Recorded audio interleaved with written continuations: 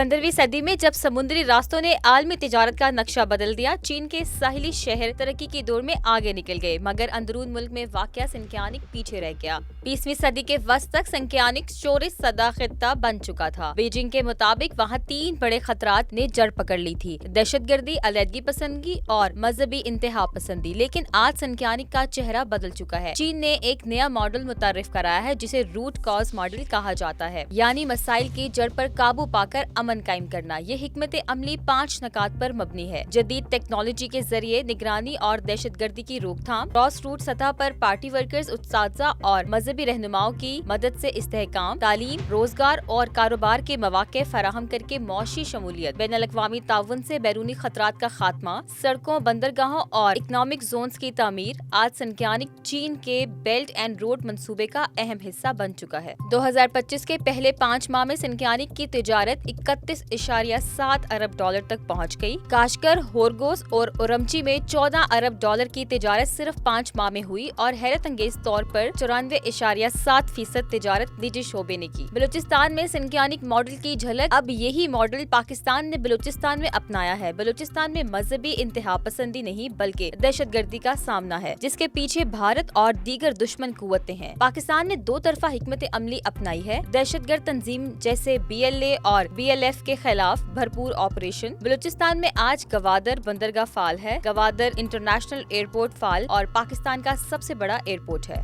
East बे express way और M8 highway जैसे मंसूबे अंदरून बलूचिस्तान को मुल्क से जोड़ चुके हैं। वाटर डिसलिनेशन प्लांट से पानी की किल्लत पर काबू पाया जा रहा है। बलूचिस्तान के वसाइल भी अब आलमी सरमायाकारों की तवज्जो का मरकज बन चुके हैं। बलूचिस्तान में तरक्की का सबसे बड़ा इंजन CPEC है। ये सिर्फ एक राहदारी नहीं, ये एक रीढ़ की हड्डी है। शहराएं, बंदरगाहों का लॉजिस्टिक नेटवर्क और तिजारती गुजरगाहें, ये सब मिलकर मुकामी मजदूरों और छोटे कारोबारों के लिए मौके पैदा कर रहे हैं। इसी दौरान रेकोडिक और सेंडिक जैसे मंसूबे नुमाया होकर सामने आते हैं। ये सिर्फ बैनुल-अक़वामी सरमायाकारी नहीं बल्कि इनसे जुड़ी रोजगार की तवील जंजीर है। मुकामी कॉन्ट्रैक्टर्स, ट्रांसपोर्टर्स और सर्विस फराहम करने वाले इदारे बराह रास्त इन मंसूबों से मुंसलिक हो रहे हैं। ये वो मैशियत है जो नीचे तक उतर रही है, जहाँ तरक्की का फायदा आम लोगों को पहुँच रहा है। रेकोडिक मंसूबा दुनिया के बड़े सोने और तांबे के ज़खायर में शामिल होता है। इस मंसूबे से इब्तदाई तौर पर 8000 मुलाजमतों का तखमीना है। सेंडिक प्रोजेक्ट पहले ही 1500 से जायद मुकामी अफराद को रोजगार फराहम कर रहा है। CPEC के तहत बलूचिस्तान में 75,000 से जायद मुलाजमतें पैदा हो चुकी हैं। गवादर और तुर्बत जैसे शहर अब तरक्की की नई मिसालें बन रहे हैं, बिल्कुल इसी तरह जैसे काशगर चीन की मगरबी इक्तिसादी हिकमत अमली का संगे बुनियाद बन चुका है। लेकिन हर कोई इस तरक्की को मुस्बत नजर से नहीं देखना चाहता। जैसे चीन पर संख्यानिक के हवाले से मगरबी दुनिया तनकीद करती है, वैसे ही पाकिस्तान के खिलाफ भी प्रोपेगेंडा और झड़पें दी गई हैं। माहिरीन के मुताबिक मेमरी जैसे इदारे और भारत और इसराइल के स्पॉन्सर करदा सोशल मीडिया नेटवर्क्स बलूचिस्तान में ऑपरेशंस के खिलाफ जाली खबरें फैला रहे हैं ताकि बैनुल-अक़वामी राय आमा को पाकिस्तान के खिलाफ किया जा सके। ये हाइब्रिड वॉरफेयर का हिस्सा है जिसका मकसद सिर्फ दहशतगर्दों की हिमायत नहीं बल्कि पाकिस्तान के अंदरूनी इस्तेहकाम को मुतासिर करना भी है। बलूचिस्तान में पाकिस्तान की इंसदादे दहशतगर्दी मुहिम 2 रुख रखती है। एक तरफ BLA और BLF जैसे गिरोहों के खिलाफ टारगेट ऑपरेशंस जारी हैं,